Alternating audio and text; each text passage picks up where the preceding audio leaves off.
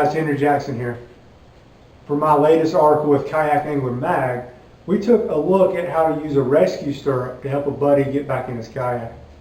Today, we're here at the Outside World, taking a deeper look at that process, showing you how to make your own rescue stirrup, and also we're going to talk about how to get yourself back in a boat without a buddy there to help. We've all seen the videos of the typical deep water re-entry where there's a guy laying across the deck of his kayak, kicking his legs furiously, trying to scramble in.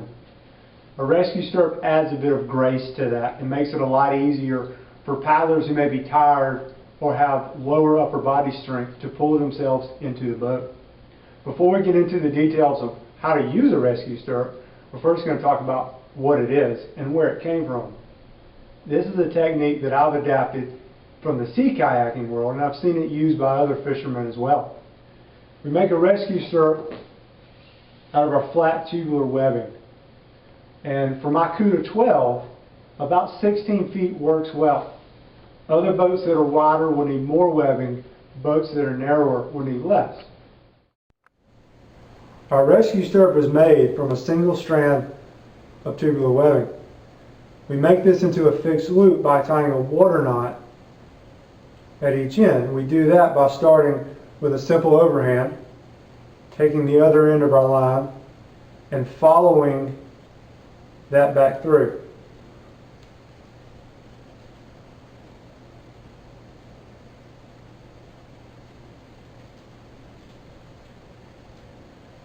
Once you follow the knot back through with the other end, you can pull tight, and you've now joined one strand of tubular webbing into a fixed loop.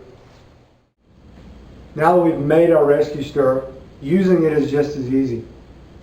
Always keep your rescue stirrup in a location in your boat that's easy to access from in the water. So when you capsize, it's not hard to get to. Places like a day hatch or a pouch hanging from the back of your seat, it's a great place to keep it. If you do capsize, hopefully you have a fishing partner along who can help you out.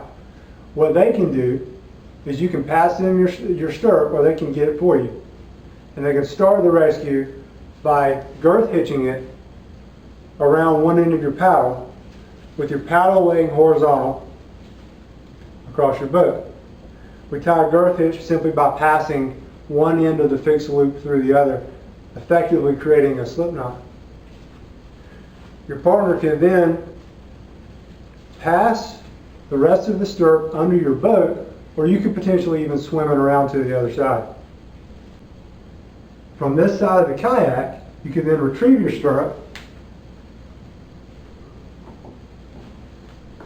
and wrap it around the other side of your paddle shaft, effectively creating a step. You then place your foot into the step, and using the strength of your lower body, hoist yourself back into your cockpit. If you do find yourself using a rescue stirrup to climb back in your boat, hopefully you have a partner along to help hold the boat for you and keep everything steady.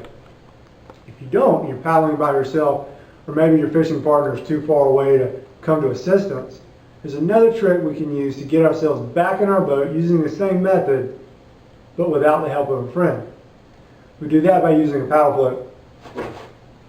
Paddle float is another really essential piece of kayak safety gear that we all need to know how to use. It's simply an inflatable float that attaches to one end of our paddle and works as an outrigger to provide support. We inflate it by opening the valves on both chambers and blowing until it's full. Then we close the valves off and attach it. With our paddle float inflated, we then want to attach it to our paddle. They all do that somewhat differently. This one from Riverstones has a mesh sleeve and a buckle at the top. We simply slide our blade into that sleeve and attach the buckle at the top around the shaft of our paddle, tightening it down just to be sure it doesn't slip off.